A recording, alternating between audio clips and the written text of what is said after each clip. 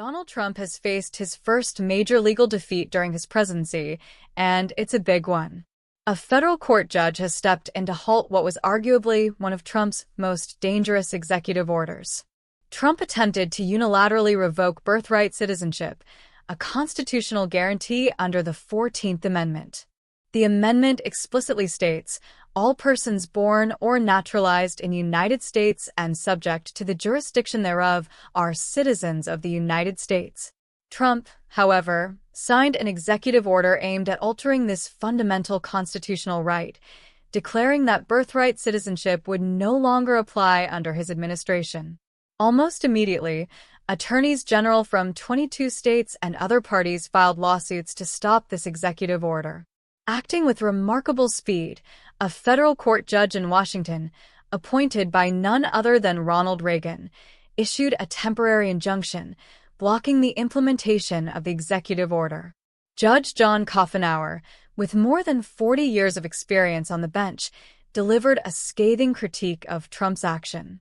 He described the executive order as blatantly unconstitutional, going as far as to ask Trump's legal team where the lawyers were when this executive order was drafted and signed.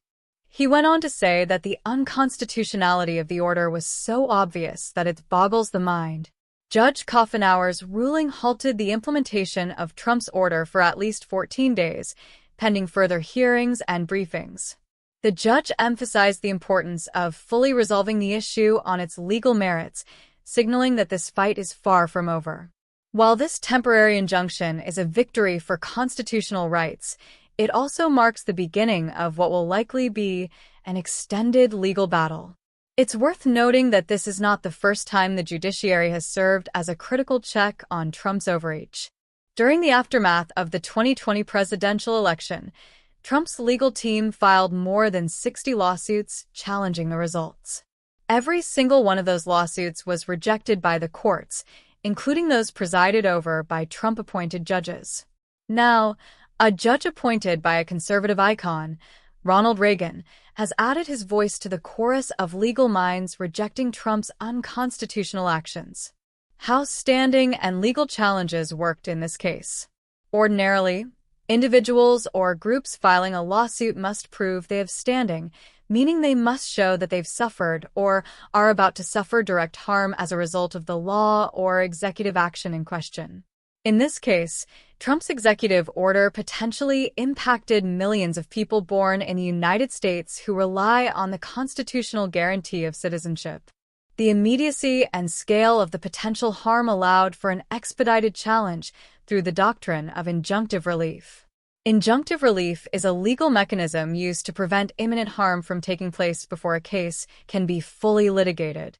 In this situation, it was clear to the court that the harm posed by Trump's executive order was severe, imminent, and unconstitutional. Judge Coffenauer's temporary block ensures that the order cannot take effect while the legal process unfolds. Trump's motives and legal strategy. Many experts believe that Trump's executive order was designed less to stand up in court and more to energize his political base. By targeting birthright citizenship, Trump was taking aim at what he perceives as the other, a tactic he has frequently used to rally his supporters. The Constitution's guarantee of birthright citizenship, enshrined in the 14th Amendment, applies to all persons born in the United States. Trump's executive order sought to redefine this principle, potentially stripping millions of Americans of their citizenship. Legal analysts argue that Trump likely knew his order would not survive judicial scrutiny.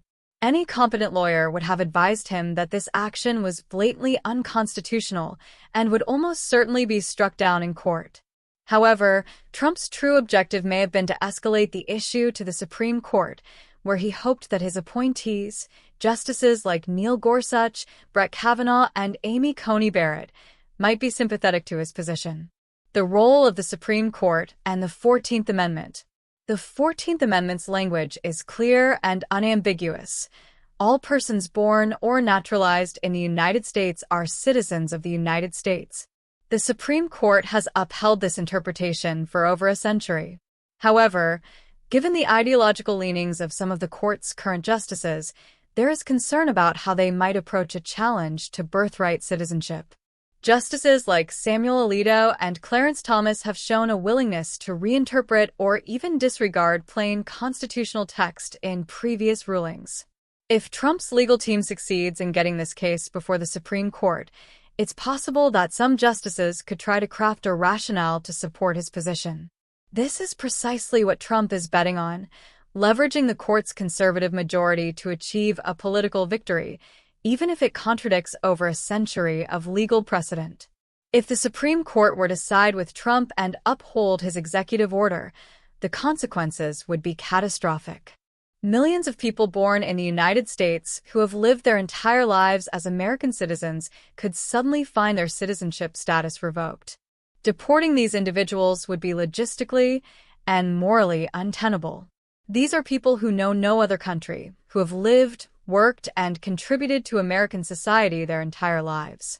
Moreover, the legal and social chaos that would follow such a ruling is difficult to overstate. Entire families could be torn apart, and the United States would face international condemnation for violating fundamental human rights. It's worth noting that even Trump's executive order did not attempt to apply retroactively. However, the prospective harm it sought to impose was enough to prompt swift legal action. This case highlights the critical role of the judiciary in upholding constitutional rights. Trump's executive order was an obvious attempt to bypass the Constitution and undermine one of its core principles. Judge Coffenauer's decision to block the order is a testament to the resilience of the legal system and its ability to check executive overreach. While this victory is significant, it's important to remember that Trump is likely to appeal the decision. His ultimate goal is to bring the case before the Supreme Court, where he hopes to find a more favorable audience. For now, however, the judiciary has sent a clear message. The Constitution cannot be so easily undermined, even by a sitting president. As this case moves through the courts, it will serve as a critical test of the strength of America's constitutional system. For now, Trump's attempt to revoke birthright citizenship has been stopped in its tracks. The question remains whether the Supreme Court will uphold the Constitution or succumb to political pressure.